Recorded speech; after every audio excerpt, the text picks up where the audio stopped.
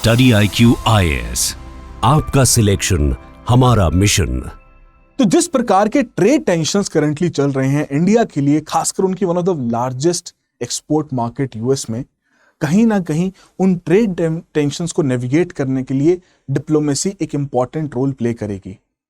But अगर उसके beyond मैं कहूं कि हमारे पास एक और इस प्रकार का कंपोनेंट है, एक वेपन है हमारी खुद की करेंसी का, जिसे हम यूज कर सकते हैं इस एक्सपोर्ट को बढ़ाने के लिए, इस एक्सपोर्ट में मेजर रेवोल्यूशन लाने के लिए, तो कहीं ना कहीं आप कहेंगे कि यार मतलब आप यही कह रहे हैं कि रुपए को गिरने दिया जाए, क्योंकि अगर रुपया गिरेगा, डिवैल्यू या डिप्रिशिएट होगा, तो उस केस में हमारे एक्सपोर्ट्स की कॉम्पिटिटिवनेस यहां पर बढ़ेगी।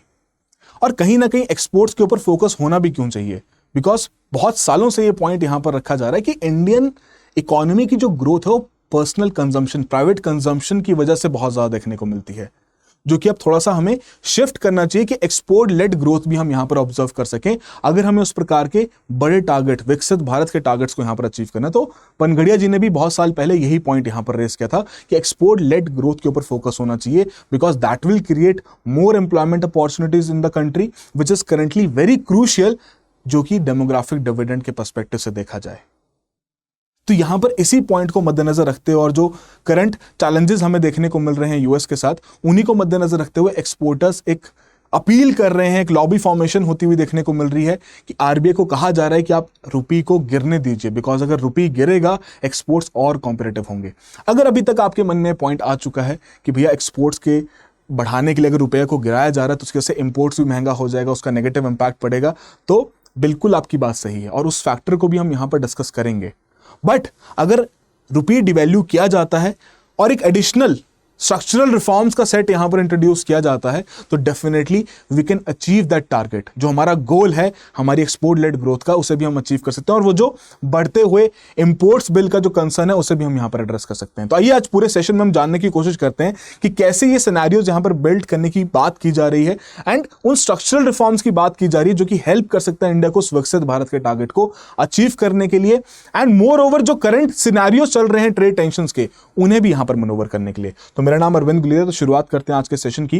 तो again with the imposition of 50% tariffs by one of the largest exporter market for India, US, उसकी वजह से कंसर्न्स यहां पर बढ़ते जा रहे हैं, जो कि अगेन बहुत सारे इस प्रकार की इंडस्ट्रीज जो हैं, टेक्सटाइल, जेम एंड ज्वेलरी, इनके ऊपर इंपैक्ट पड़ना बिल्कुल लाजमी सी बात है। हालांकि कुछ सेक्टर्स को यहां पर एग्जेम्पशंस मिल चुका है, जरा चैट बॉक्स और कमेंट बॉक्स में बताइए कि किन किन सेक्टर्स को एग्जेम्पशन मिला इस 50% से टैरिफ से। बट टेक्सटाइल के केस में इतना रिलेटिवली इंपॉर्टेंट क्यों है? बिकॉज टेक्सटाइल सिर्फ और सिर्फ नंबर्स नहीं देता, सिर्फ पैसा नहीं जनरेट करता, टेक्सटाइल हमारे देश में एम्प्लॉयमेंट भी बहुत ज्यादा जनरेट करता है। आफ्टर एग्रीकल्चर सबसे बड़ी इंडस्ट्री देखने को मिलती है वो टेक्सटाइल्स की देखने को मिलती है। So it is very crucial for us कि जो करंट सिनेरियो हमारे देश में वर्किंग पॉपुलेशन का इंक्रीज का देखने को मिल रहा है, उसको अंडरस्टैंड करते हुए हमें अपनी लेबर इंटेंसिव इंडस्ट्रीज को प्रोटेक्ट करना ही पड़ेगा, और उसी लेबर इंटेंसिव इंडस्ट्रीज को प्रोटेक्ट करने के लिए यहां पर रुपये के डेप्रिसिएशन या डिवैल्यूएशन की बात रखी भी जा रही है। बट उसे जानने से पहले थोड़ा यह जान लेते हैं कि करंटली एक्सपोर्ट में किस प्रकार के चैलेंजेस हैं, क्यों हम अपनी एक्सपोर्ट कॉम्पिटिटिवनेस उतनी इंक्रीज नहीं कर पा रहे। तो पहली बात तो यही है, कहीं ना कहीं लेबर इंटेंसिव एक्सपोर्ट्स आपके स्टैग्नेंट हो चुके हैं। खासकर अगर हम टेक्सटाइल और गारमेंट एक्सपोर्ट्स की बात करें तो ये नंबर ऑलमोस्ट इसी नंबर के अराउंड यहां पर हवर करता है पिछले 6-7 सालों में, और वहीं बाकी देशों की बात करें, वियतनाम और बांग्लादेश जैसे, उनके द्वारा सिग्निफिकेंटली इस मार्केट में अपना शेयर बढ़ा दिया जा चुका है। एंड इस पूरे सेगमेंट का अगर हमें इंक्रीज चाहिए, हमें वैसी एक्सपोर्ट कॉम्पिटिटिवनेस भी अगर बिल्ड करनी है, तो उस केस में हमें एक स्ट्रॉन्ग मैन्युफैक्चरिंग बेस चाहिए होगा। हम इतने सालों से, 10 साल होने जा रहे हैं जब से हमने मेक इन इंडिया इन सभी इनिशिएटिव्स की यहां पर मुहिम की शुरुआत की थी, और ऑब्जेक्टिव यही था कि इंडिया में जो मैन्युफैक्चरिंग का शेयर है जीडीपी में, उसे 25% तक लेके जाया जा सके, बट अभी तक नहीं हो पाया। पीएलआई जैसे इनिशिएटिव्स के लॉन्च होने के बावजूद भी रिजल्ट्स जरूर देखने को मिले कि एक्सपोर्ट्स का नंबर बढ़ा है, वैल्यू एडिशन यहां पर बढ़ी है, बट अभी भी ये 25% के आसपास भी हम इसमें नहीं पहुंच पाए। तो डेफिनेटली इसे भी एड्रेस करना बहुत जरूरी है। And eight the same point, इस एक्सपोर्ट्स के नंबर को इंक्रीज करने के लिए जो इंपोर्ट डिपेंडेंस है, इसे कम करना बहुत आवश्यक है, बिकॉज 64% फॉरेन कंटेंट है हमारे एक्सपोर्टेड प्रोडक्ट में। दैट मींस अगर हम कोई कपड़ा बना के बाहर बेच रहे हैं, मैं सिर्फ एग्जांपल दे रहा हूं, मैंने कहा सिर्फ कपड़े के केस में across all the sectors generic number यहां पर रखा जाता है, पर अगर हम कोई भी चीज एक्सपोर्ट कर रहे हैं उसमें बाहर से लाई हुई चीजों की इनपुट्स यूज की जा रही हैं, फिर हम उससे एक्सपोर्ट कर पा रहे हैं। तो अगर हम रुपये को डेप्रिशिएट कर देंगे तो उस केस में हमारा इन इनपुट्स की वैल्यू भी इंक्रीज होती हुई देखने को मिलेगी, जिसकी वजह से हमें कॉस्ट पुश इन्फ्लेशन भी यहां पर देखने को मिल सकता है। Right. But apart from that, जो सबसे बड़ा स्ट्रक्चरल इशू इंडिया के कंटेक्स्ट में है कि despite having that kind of potential of creating a low labour value, है ना, कि कम आपको लेबर कॉस्ट पे करना पड़ेगा, फिर भी due to poor infrastructure, poor technological modernisation, poor connectivity, logistics, हम उस प्रकार का अपना रेवेन्यू जनरेशन यहां पर नहीं कर पाए हैं। और उसी रेवेन्यू जनरेशन के लिए यहां पर पॉइंट रेज किया जाता है that depreciation of the currency can help in this. Now ये हेल्प कैसे करेगी इसको थोड़ा समझते हैं। एक बेसिक सा एग्जांपल यहां पर लेते हैं ताकि एक अंडरस्टैंडिंग यहां पर डेवलप की जा सके। हम डेप्रिसिएशन में केस क्या कहते हैं भैया, अगर $1 की वैल्यू मान लेते हैं 80 रुपए है, डेप्रिसिएशन का मतलब है भैया आप उसको 100 रुपया लाना चाहते हैं, right. That is simply what depreciation और devaluation can be done, right. Now the point is, अगर आपके द्वारा $1 के वैल्यू का एक्सपोर्ट किया जा रहा है, राइट, तो पहले आपको उसके लिए 80 रुपए मिलते, अब यहां पर आपको 100 रुपए मिलेंगे। या इसको दूसरे तरीके से समझा जाए, अगर आपके प्रोडक्ट की वैल्यू 100 रुपए की है और आप उसे एक्सपोर्ट करते हैं, राइट, तो based on this exchange rate उसके एक्सपोर्ट का जो वैल्यू रहेगा, जाहिर सी बात है वो $1 से ज्यादा ही रहेगा, it will be more then $1। But अगर उसी समय पर अगर आपका रुपये डेप्रिशिएट होकर 100 रुपए $1 के बराबर पहुंच जाए, तो आपके प्रोडक्ट जो एक्सपोर्ट किया जा रहा है, 100 रुपए का प्रोडक्ट जो एक्सपोर्ट किया जा रहा है, उसकी वैल्यू $1 यहां पर स्टैंड कर जाएगी, राइट। $1 यहां पर स्टैंड कर जाएगी। तो बेसिकली क्या है कि आप अपने प्रोडक्ट की वैल्यू जो कि बाहर की मार्केट में $1 से ज्यादा में बिक रही है, अब उसे आप कम वैल्यू में बेच पाएंगे, जिसकी वजह से प्रोडक्ट में कॉम्पिटिटिवनेस देखने को मिलेगी। आप खुद अपने कंज्यूमर के पर्सपेक्टिव सोचिए, आपके सामने 2 प्रोडक्ट अवेलेबल हैं सेम क्वालिटी के, एक सस्ता है, आप सस्ता ही चूज करेंगे अनटिल अनलेस आपकी कोई और प्रेफरेंसेस ना हो, आप सस्ता ही वहां पर प्रेफर करेंगे, एक ह्यूमन नेचर है, राइट। तो वही पॉइंट यहां पर रखा जा रहा है कि depreciation can help in leading the exports at a greater and, और आरबीआई की स्टडी ने भी यहां पर यही कहा। But at the same point of time हम इंपोर्ट्स की भी यहां पर बात करते हैं। अगर मान लीजिए आप पहले यहां पर इंपोर्ट कर रहे हैं $1000 का, अब उस केस में 80 रुपए के हिसाब से आपको यहां पर खर्च करने पड़ेंगे 80,000 रुपए, राइट। बट अगर उसकी डेप्रिसिएशन हो जाए, अब आपको उसके लिए 1 लाख रुपए यहां पर खर्च करना पड़ेगा। तो definitely imported inflation is a concern.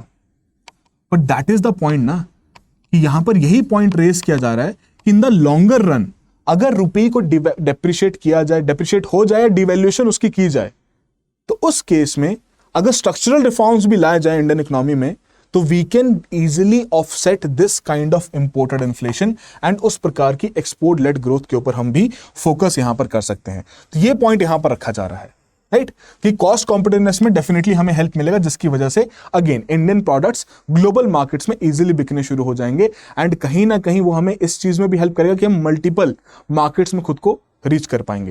And eight the same point of time import substitution में भी हेल्प कर सकता है। इसका क्या मतलब है, देखिए जाहिर सी बात है आपके लिए इंपोर्टेड चीज महंगी हो जाएगी, तो कहीं ना कहीं लॉ ऑफ डिमांड को फॉलो करें, किसी का प्राइस बढ़ता है तो भैया डिमांड कम हो जाती है। बट अगर वो चीजें नेसेसिटीज हैं, है ना, अगर आपकी नेसेसरी कमोडिटीज हैं कि जिनकी आपको जरूरत ही जरूरत है, तो उस केस में भैया आपके लिए डेफिनेटली इंपोर्ट बिल बढ़ता हुआ देखने को मिलेगा। बट अपार्ट फ्रॉम दैट बाकी कमोडिटीज के केस में देखें तो कहीं ना कहीं फिर जो इंडियन जनता है, जो सिटीजन्स हैं, वो क्या प्रेफर करेंगे, लोकली मेड प्रोडक्ट प्रेफर करेंगे, अगर वो सस्ता इंडिया में भी यहां पर मिलता हुआ देखने को मिले। इसलिए तो मैं कह रहा हूं ये सिर्फ और सिर्फ डेप्रिशिएट करने से बात नहीं बनेगी, डेप्रिसिएशन के अलावा यहां पर बहुत मेजर है कि स्ट्रक्चरल रिफॉर्म्स भी लाने पड़ेंगे, right. But at the same point of time अगर इंडिया में एक्सपोर्ट्स के नंबर बढ़ते हुए देखने को मिलते हैं, तो जाहिर सी बात है बाहर के जितने भी बड़े बड़े इन्वेस्टर्स बैठे हैं जो कि ऐसी डिफरेंट मार्केट्स को यहां पर आइडेंटिफाई करते हैं, देखते हैं कि भैया कहां पैसा लगाना चाहिए, उस प्रकार का एफडीआई इन्वेस्टमेंट भी यहां पर देखने को मिलेगा, because it will be easier for them to generate that kind of revenue अगर एक्सपोर्ट्स के नंबर यहां पर बढ़ेंगे, है कि नहीं।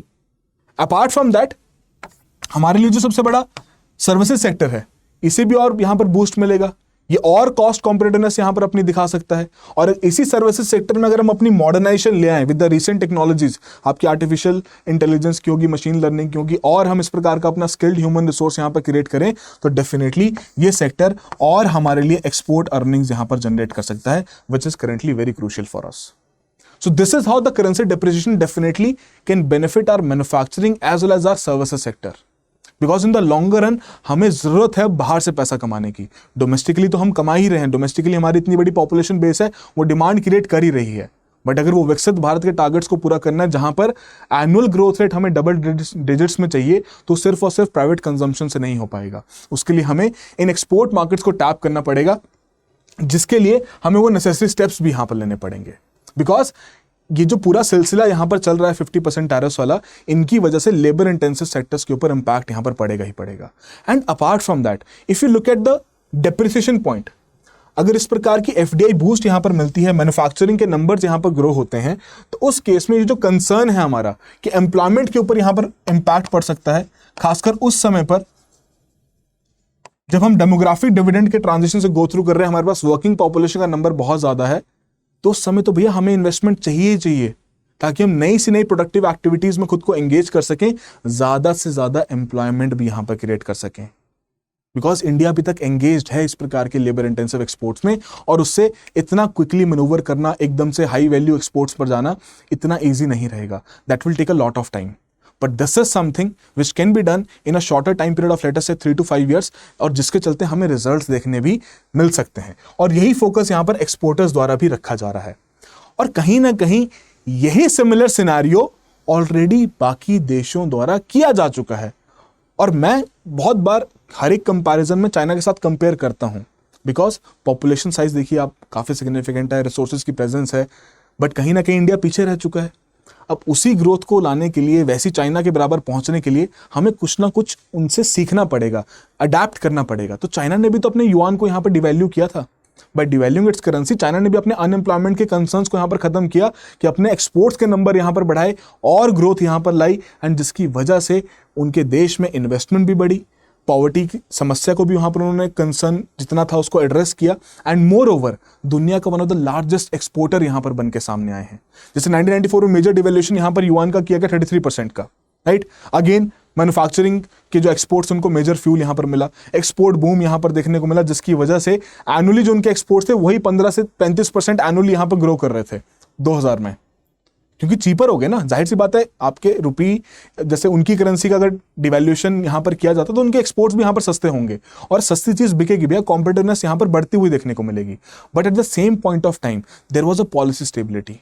चाइना ने ऐसा नहीं किया भैया एक साल कम कर दिया, अगले साल उसको रिवैल्यू कर दिया, डिवैल्यू करना रिवैल्यू कर दिया। वो पॉलिसी स्टेबिलिटी यहां पर बरकरार रही, ताकि इन्वेस्टमेंट भी कंटिन्यूसली आ सके। इसलिए इसी वजह से तो बहुत सारे देशों ने वहां पर इन्वेस्ट भी किया, बहुत सारे देशों की कंपनीज ने वहां पर इन्वेस्ट किया, राइट। वो जो हम कहते हैं ना कि चाइना में इतनी सारी इन्वेस्टमेंट यहां पर आई, तो उसका सबसे बड़ा रीजन ये है क्योंकि डिवैल्यूएशन ने हेल्प किया उन प्रोडक्ट्स को कॉम्पिटिटिव बनाने में, जिसकी वजह से इन्वेस्टमेंट, एम्प्लॉयमेंट, एक्सपेंशन हर एक पैरामीटर पे उन्हें यहां पर इंक्रीज देखने को मिला। और ये तो 1994 या उसके बाद की कहानी है, बट उससे पहले भी उनकी तरह मेजर डिवैल्यूएशंस वहां पर की गई हैं। And all of this is basically coinciding with the demographic dividend also. उनका भी जो डेमोग्राफिक डिविडेंड की शुरुआत थी वही 1990s के बाद यहां पर देखने को मिली। इंडिया का थोड़ा सा लेट है, बट इंडिया भी उसी ट्रांजिशन में यहां पर चल रहा है। तो maybe this is something that we now currently need. Now the similar scenario, not exactly a very fruitful scenario, but Japan ने भी यहां पर यही किया था।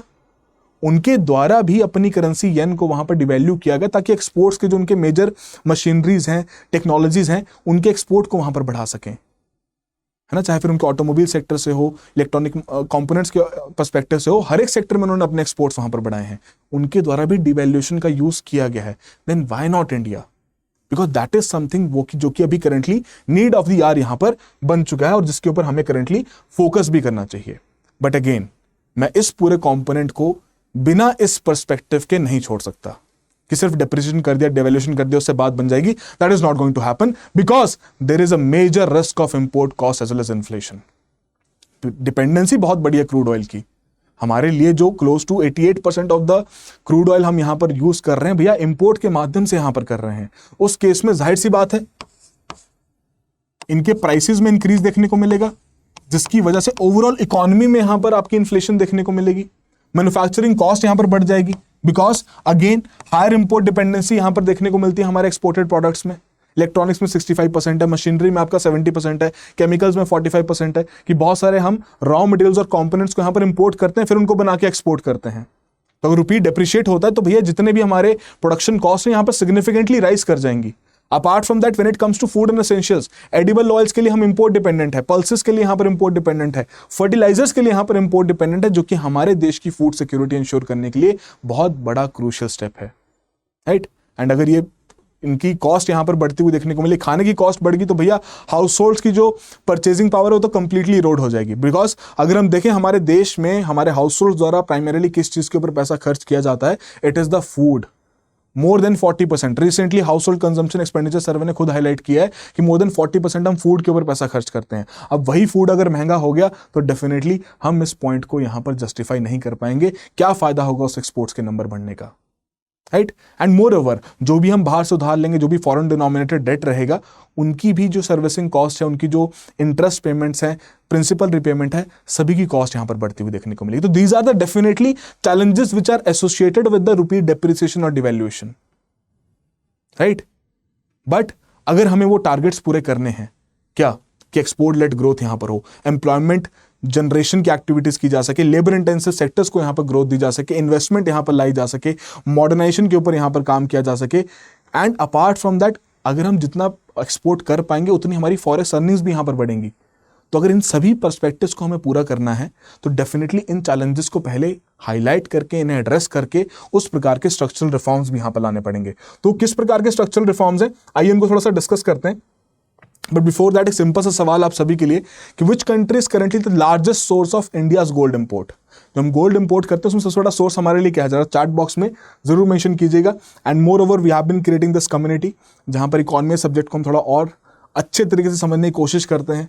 बहुत सारे डाउट्स हम यहाँ पर डिस्कस करते हैं, मॉक क्वेश्चंस यहाँ पर डिस्कस करते हैं। तो डेफिनेटली आप इसका हिस्सा बन सकते हैं। And if you have any concerns, if you want to have a word with me with your preparation, आप जरूर मुझसे बात कर सकते हैं, मुझे व्हाट्सएप कर सकते हैं। I will be more than happy to assist you.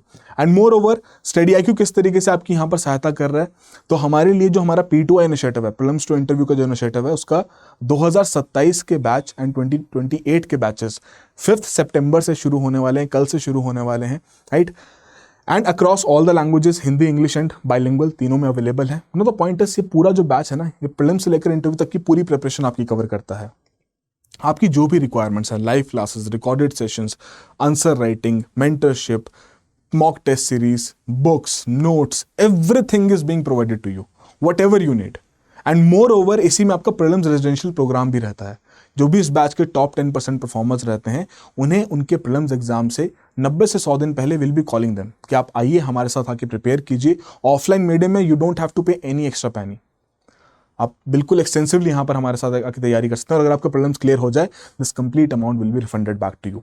And again please जाके चेकआउट कीजिए इन कोर्सेज को, एटलीस्ट जाके देखिए, इनका व्यू PDF करके एक सेक्शन रहता है, उसको जाके देखिए किस तरीके से कोर्स डिजाइन किया गया है। You will definitely get an idea. And while enrolling you can use the code of ARG Life for the maximum discounts. Now the point is कि क्या वे फॉरवर्ड है, बिकॉज डेप्रिसिएशन तो हमने कह दिया कि भैया डेफिनेटली उससे एक्सपोर्ट्स को बेनिफिट मिलेगा, but at the same time जो चैलेंजेस हैं उनको भी एड्रेस करने की यहाँ पर आवश्यकता है। तो पहली बात तो फ्यूल प्राइस को स्टेबलाइज करना पड़ेगा, राइट। अब उस केस में जो सरकार यहाँ पर बहुत सारे टैक्सेस लगाती है तो उन्हें कम कर दे, दैट इज द पॉइंट जिसकी वजह से हम फ्यूल के प्राइस को इफेक्टिवली यहाँ पर एड्रेस कर पाएंगे। GST के अंदर ले आए। अब उसमें एक बहुत बड़ा आप कह सकते हैं कि इशू है कि भैया सेंटर स्टेट के रिलेशंस या स्टेट का यहाँ पर जो डिमांड रहेगा कि नहीं करना, बिकॉज स्टेट की भी अर्निंग वहाँ से बहुत होती है, that is going to be the concern, right. तो पर कुछ ना कुछ यहाँ पर करना पड़ेगा, दैट इज डेफिनेटली रिक्वायर्ड। कि अगर हमने फ्यूल प्राइस को स्टेबलाइज नहीं किया तो फिर ये सभी डेप्रिसिएशन डिवैल्यूएशन का कोई फायदा नहीं मिलेगा, बिकॉज चाइना ने अपने इकोनॉमी में उस प्रकार के स्ट्रक्चरल रिफॉर्म्स यहाँ पर लाए हैं, तभी जाके उस प्रकार की ग्रोथ, उस प्रकार का डिवैल्यूएशन का उनको वहां पर बेनिफिट मिला है।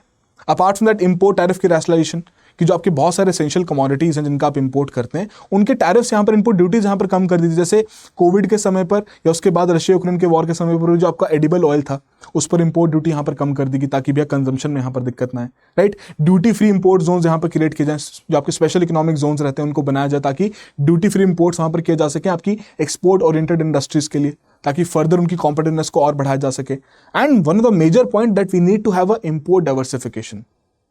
Across all the imported products हमें इंपोर्ट डाइवर्सिफिकेशन की जरूरत है कि हम मल्टीपल सप्लाई चेन्स यहाँ पर क्रिएट करें, सेल्फ रिलायंट आत्मनिर्भर भारत की यहाँ पर क्रिएशन की बात करें। बट कहीं ना कहीं जो हम टारगेट्स यहाँ पर सेट करते हैं ना कि भैया हमें विकसित भारत चाहिए, आत्मनिर्भर भारत चाहिए, उन सभी चीज़ों के लिए हमें उस प्रकार के रिफॉर्म्स भी यहाँ पर चाहिए। हम हमेशा ही बाहर के देशों के ऊपर डिपेंडेंट नहीं रह सकते हमारे हर एक तरीके की रिक्वायरमेंट के लिए। तो चाइना के जो लेसन्स है कि क्लस्टर्स बिल्ड किए जाएं, लॉजिस्टिक्स इंप्रूव किया जाए, टेक ट्रांसफर के ऊपर फोकस किया जाए, एंड मोर ओवर एक कंसिस्टेंट एक्सपोर्ट पॉलिसी के ऊपर फोकस किया जाए, that is something that we currently need today. And moreover we need an extensive form of trade reforms.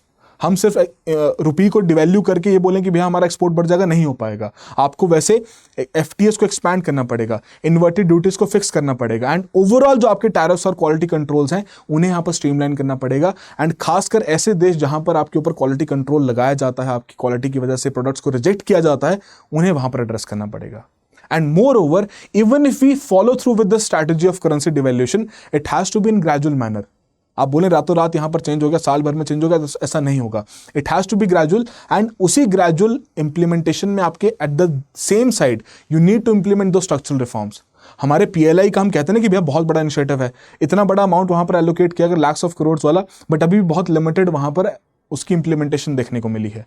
बहुत स्ट्रिक्ट रूल्स वहां पर सेट किए गए हैं। मतलब वो जो कंसर्न है ब्यूरोक्रेसी के, रेड टेपिज्म के, जो बहुत सारे हर्डल्स यहाँ पर कंपनीज को देखने को मिलते हैं, भैया इंडिया को वो हर्डल्स यहाँ पर कंप्लीटली इरेडिकेट करने पड़ेंगे, खत्म करने पड़ेंगे, तभी जाके वो हमारे जो टारगेट्स हैं बड़े बड़े 10% तक की ग्रोथ रेट के, हम उन्हें वहां पर अचीव कर पाएंगे, राइट।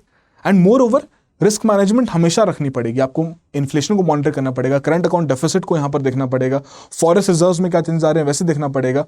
क्योंकि अगेन अगर ये अप्रोच फॉलो की जाती है रुपये को फॉल करने की, उससे रिजल्ट्स हमें देखने को मिल सकते हैं, वो तो है ही है, एक्सपोर्ट्स को बेनिफिट मिल सकता है। बट जो चैलेंजेस हमने डिस्कस किया, अगर उनको हमने मॉनिटर नहीं किया, उनके लिए कोई ऑल्टरनेटिव अप्रोचेस सेट नहीं करी, तो in the longer run this is going to be a blunder for India. And overall governance needs to be improved.